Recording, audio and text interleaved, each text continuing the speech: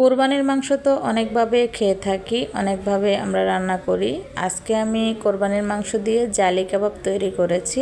Hello everyone, আসসালামু আলাইকুম। আপনারা সবাই কেমন আছেন? আমি আলহামদুলিল্লাহ অনেক ভালো আছি।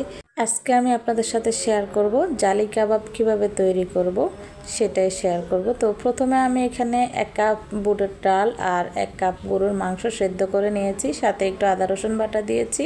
তো সেদ্ধ করে আমি শিলপাটায় বেটে এটাকে কিমা করে নিয়েছি। এখন 2টা কাঁচা পেঁয়াজ আর পেঁয়াজের বেরেস্তা, কাঁচামরিচ, সাথে 1 পিস পাউরুটি দিয়েছি।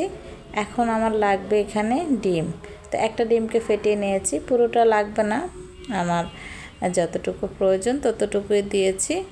তো এখন সব কিছু মেখে নিচ্ছি, খুব ভালোভাবে মেখে নিয়েছি। সামান্য পরিমাণ দিয়ে দিচ্ছি লবণ।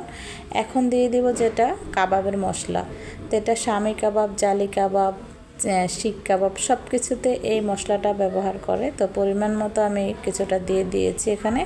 এই মশলাটা অনেক ঝাল ঝাল, তেমন মরিচ লাগে না, এই মশলায় ঝাল হয়ে যায়, ঝাল ঝাল খেতে অনেক ভালো লাগে। তো আমি মেখে নিয়েছি হাতটা ক্লিন করে। এখন আমি কাবাবের শেপ দিয়ে দিচ্ছি। তো দেখতে পাচ্ছেন কিভাবে আমি কাবাবের শেপটা দিয়ে দিয়েছি। তো বিয়ে বাড়িতে এরকম অনেক সময় কাবাব আমরা খেয়ে থাকি, খেতে অনেক ভালো লাগে। মাংসের পরিমাণটা হয়তো তারা একটু কম দেয়, আমরা বাসায় তৈরি করলে একটু মাংসটা বেশি দিই, সব কিছু একটু পরিমাণে বাড়িয়ে দিই, এজন্য খেতে আরও বেশি ভালো লাগে। তো কাবাবের শেপটা নেওয়া হয়ে গেছে, এখন আমি ভেজে নিচ্ছি। তো ভেজে নেওয়ার আগে আমি আরও একটা ডিম ফেটিয়ে নিয়েছি, ডিমের মধ্যে একটু চুবিয়ে চুবিয়ে এখন তেলে ভেজে নেব। ডিমে চুবানোর কারণ হলো একটাই, ডিমের মধ্যে চুবিয়ে নিলে আর কাবাবগুলো খুলে যাবে না ভেজে নেওয়ার সময়।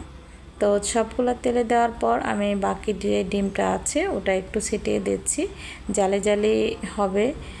এটা জালি কাবাবের মেন উপকরণ হলো এটা, যে ডিমটাকে উপর দিয়ে ছড়িয়ে দিতে হবে, তাহলে একটু জালি জালি ভাব হবে।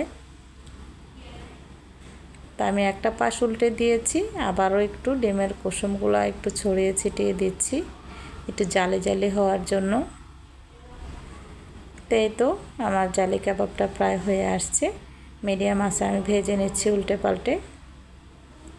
তো ডিম দেওয়ার কারণে অনেকটা ফেনা ফেনা হয়ে গেছে, ভিতরে কিন্তু হয়ে গেছে, এগুলা ভাজা হয়ে গেছে। তো একটু লক্ষ্য রাখতে হবে ফেনার ভিতরে আবার পুড়ে যেন না যায়।